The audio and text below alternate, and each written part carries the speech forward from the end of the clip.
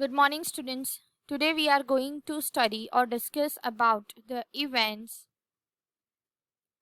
involved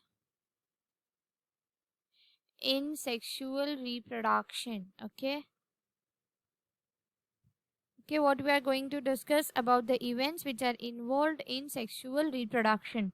Now, students, what is the characteristics of a sexual reproduction, or what are the features of a sexual reproduction?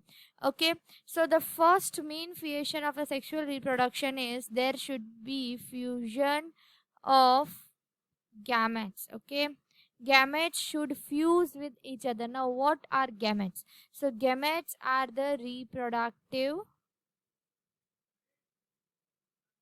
cells. Okay, gametes are the reproductive cells which are involved in the sexual reproduction, and there should be fusion. Means that the nuclei of both the cells should join with each other. Okay, so this is the first and the main important thing in the sexual reproduction. This is the foremost characteristics of a sexual reproduction, that there is a fertilization process. Okay, fertilization process is observed in a sexual reproduction, right, student? Now the second thing is, once the gamete has been fused, it will lead to the formation. Okay, there will be a formation of a zygote. Okay, formation of a zygote. Okay, and once the zygote has been formed, okay, the third process, that is, there should be embryogenesis.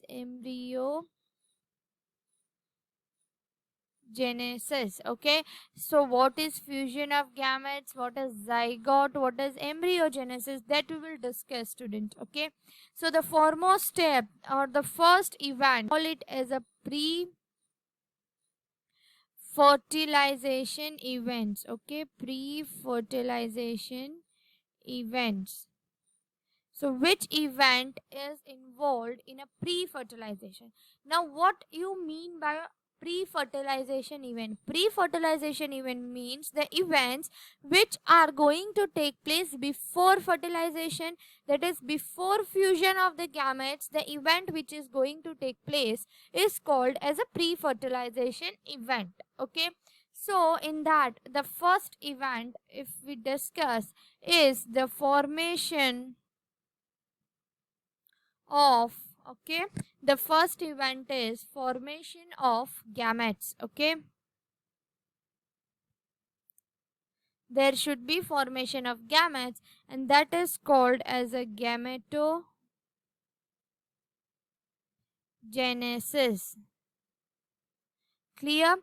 Now there are two types of gametes. Okay, two types of gametes are there. One is the male gamete, another one is the female gamete. Okay, now the male gamete is the sperm, female gamete is the egg or ovum. Now student, the formation of sperm cell, okay, or the male gamete is called as a spermatogenesis, whereas the formation of female gamete, okay, or the ovum is called as a oogenesis. So how these gametes are formed? Okay, what is the basics behind the formation of these gametes? Okay, how these gametes are formed? So it is formed through a meiosis process. Okay, meiosis is a kind of a cell division. Okay, it is a kind of a cell division in which the number of chromosomes becomes half. Okay, that's why it is also called a student reductional division. Reductional means it something is getting reduced. Okay, so when you talk about those normal body cells, okay, and when you talk about the reproductive cells, okay, so there are 23 pairs of chromosomes, okay, whereas the one pair is the sex chromosome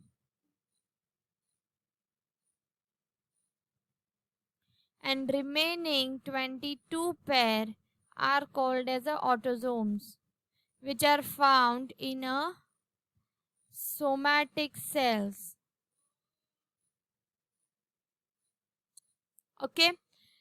So student, what happens that the number of chromosome, that is the gametes are having only haploid number of chromosome, okay, that is n number of chromosomes, okay student. Now there are different types of gametes, that is there are organisms which produces two different types of gametes, that is you can distinguish between male gamete and female gametes, like when you take example of human beings, okay, when you take example of human beings, the male gamete looks like this and the female gamete looks like this, okay. So this type or classification is based on the appearance of gametes, okay. So when you talk in the appearance, they both are different, okay. So such type of gametes are called as a heterogametes, okay. Such type of gametes, they are called as a heterogametes, okay. So this male gamete is the sperm, female gamete is the ovum or egg, okay. Thus male gamete is also called as an antherozoid, and this is also called as an egg, okay student. So the gametes which are distinct in appearance, that means you can distinguish between the male gamete and the female gamete, such type of gametes are called which kind of gametes? Heterogametes, okay. And when you take example of some algae, okay, so in that the gametes look so similar. This is the male gamete and this is the female gamete, okay. So such type of gametes, okay, which look so similar, male and female gamete, they look so similar, such type of gametes are called as homogametes, okay. What we will call that such type of gametes? As a homogametes, okay, or isogametes, okay. Another name is the isogametes. Example is cladophora, okay. Cladophora, it is an algae, okay student. Now we will be learning the next topic is sexuality in organisms, okay. Next one is sexuality in organisms, that is about male or a female part, okay. So there are some plants which may have both male and female reproductive structures,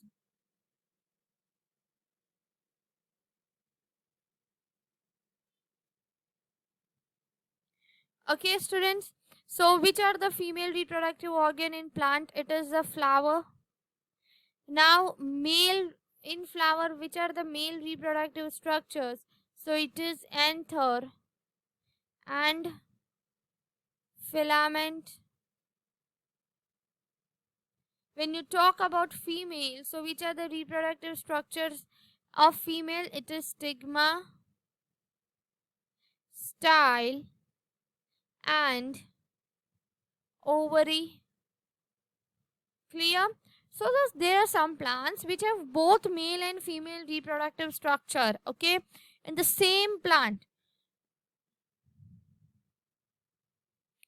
Such kind of flowers are called as bisexual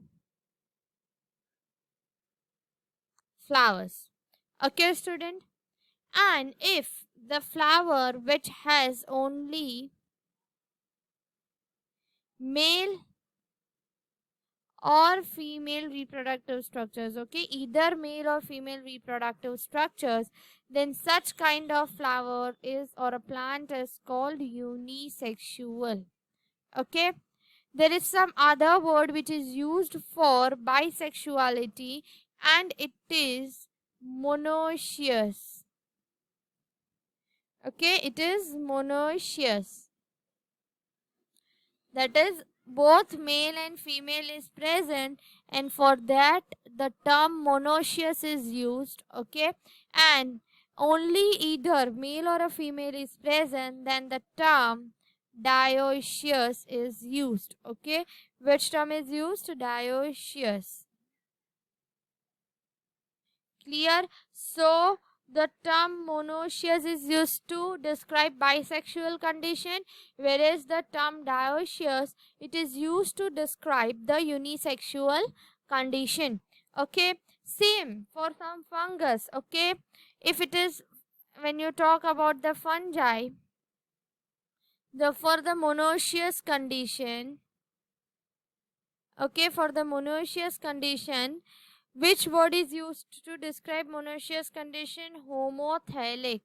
Okay, that is both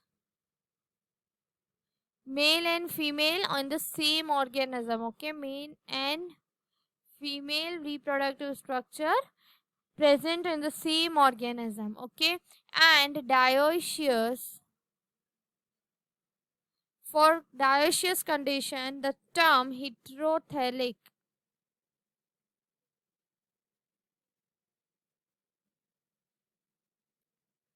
Thalic is used. Okay, that is either male or female. Okay, in flowering plants, students, the flower which has only male part, okay, the flower which has only male part, okay, then such flower you can call it as a staminate, because anther and filament collectively it forms stamen. It is known as a stamen, and the flower which possesses stamen is called a staminate flower. And the one which is having a female part, okay, female reproductive structure, okay, then it is called as a pistillate. Clear? It is called as a pistillate because stigma, style and ovary collectively forms pistil. Clear? Now student, we discussed earlier that the gametes are formed. Okay, what we discussed earlier, that the gametes they are formed through the process of meiosis. Okay, so what is the main reason behind this meiosis process? Okay, why the gametes are haploid? Because there will be a fusion of gametes during the sexual reproduction. Okay, so suppose that if the gametes were be 2n, okay, if gametes were 2n, then what would be the condition during sexual reproduction? That 2n gamete, that is, there is fusion of both male and female gamete. Okay, means the 2n nucleus of this and 2n nucleus of this, both is getting fused. So the resulting cell will be having 4n number of chromosomes. Clear, student?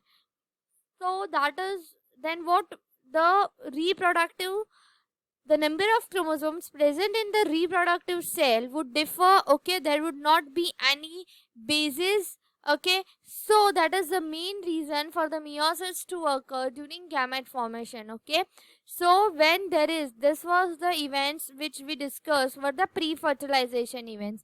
Now coming to the fertilization process, that is the fusion of gametes. Okay, so in which what happens, the nucleus of ovum and the nucleus of the sperm cell joins. Okay, and as a result there is a formation of cell which is not haploid but a diploid. Okay, and that cell is called as a zygote. Okay student, that cell is called as a zygote.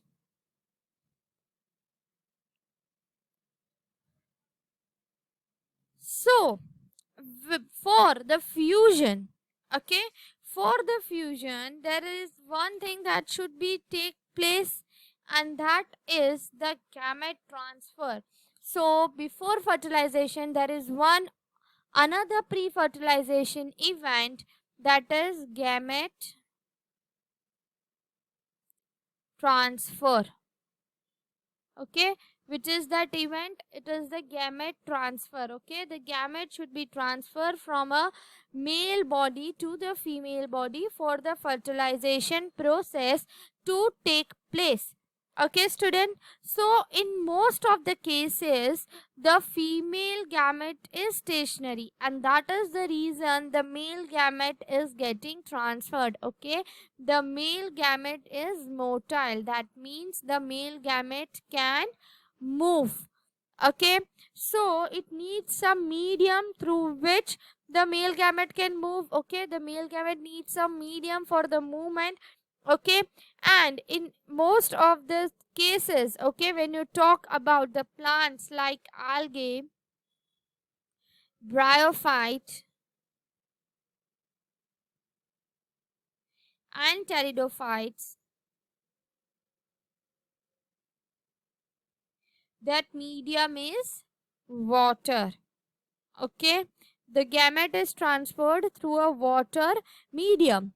Now what happens if the gamete is transferring through a water medium? There is chances of loss of gametes. So suppose if only one gamete has been released, then there is the possibility that that gamete may not reach to the female one. Okay, so to compensate this loss, the number of male gametes, okay, the number of male gametes are more, that is it is produced in a several amount, okay, as compared to the female gametes. Okay student, so when you talk about the plants, so the pollen grain is the male gamete. Okay, so it needs to get transferred from the anther. Okay, this is the anther and this one is the stigma. So from the anther this pollen grain has to reach to this stigma. So this transfer of pollen grain from anther to stigma is called as a pollination, and it is done through several pollinating agents such as wind, water, insects. Okay students, clear? Now coming to the fertilization process. The fertilization, as we discussed earlier, is a fusion of gametes. Clear? Now student, this fertilization, okay, sometimes the fertilization takes place outside the body. Okay, outside the body. That is, if you take example of some species, the fertilization takes place in a water environment. That is, the sperms are released in a water environment and also egg is released in a water environment. Then in water environment only the sperm fertilizes the egg cell. Okay, such kind of fertilization which take place outside the organism, outside the body of an organism, such kind of fertilization is called as an external fertilization. Okay, it is called as an external fertilization. Clear, students? And the organisms, okay, if we take examples of this, I've gave one example, that is bony fishes. Another one is the frogs. Okay, so the larvae which is getting developed, it is also in the environment, surrounding environment, so there are more chances of the predators to attack such kind of organism. Okay, the next one is the, if we talk about some higher organisms like reptiles, birds, mammals, then gymnosperms, angiosperms.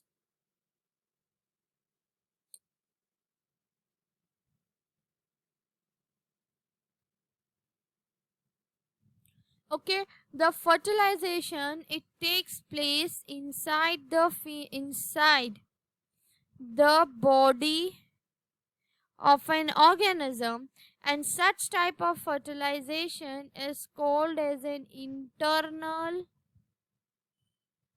fertilization process. Okay, it is called as an internal fertilization process.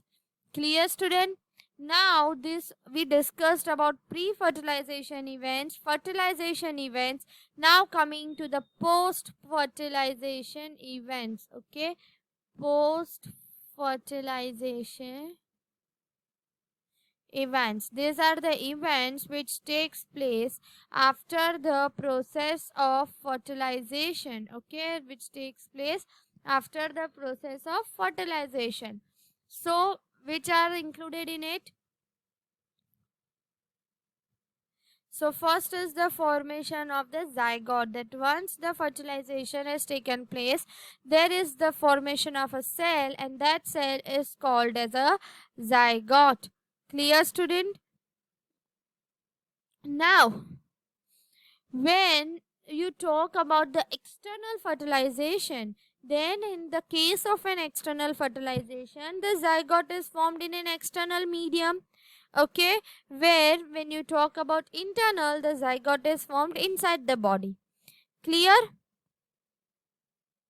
So then what happens? The zygote starts dividing mitotically to form an embryo, and this process is called as an embryo genesis. Okay, this process is called as an embryogenesis. Now based on the embryogenesis process also, that is based on the development of zygote. Okay, based on the development of zygote. Okay, the animals are categorized into two types.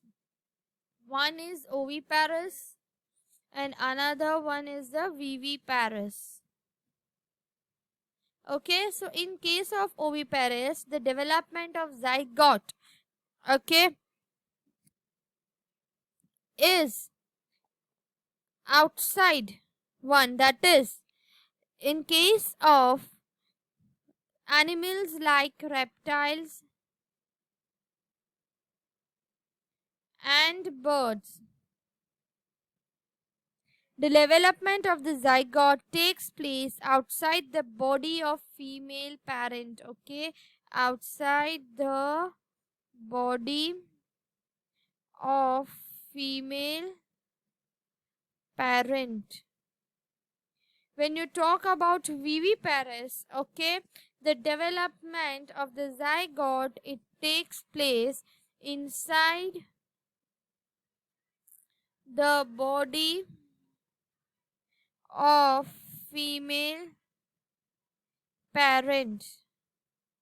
So students, when you talk about this oviparous animals, the chances of survival of the progeny, okay, or the organism is less in compared to the viviparous animals, because there is a threat okay, of the predators to this kind of organism. While when you talk about viviparous, the viviparous organisms is they are getting nurtured by the care of mother. Okay, students. Now when you talk about the plants, the zygote is formed inside the ovule. Okay, ovule is a part from which the seed will develop. So what happens after fertilization in plants? Okay, after fertilization in plants, what happens is the sepals, petals, and the stamen, that is the male part, all these wither off. Wither off, that means they fall off. Okay, only the pistil remains. Okay, only the pistil remains.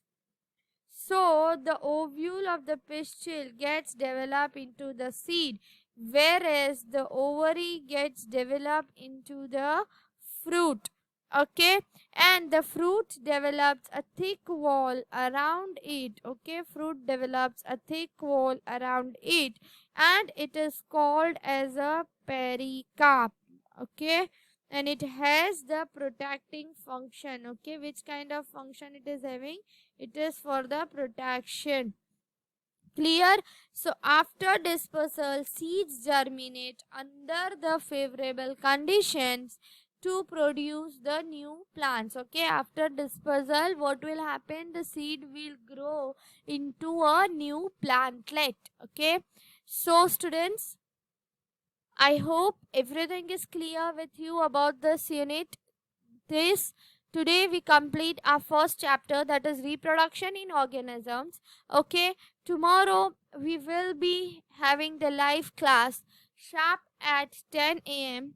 All students be present for the live class so that you can clear your doubts. Thank you.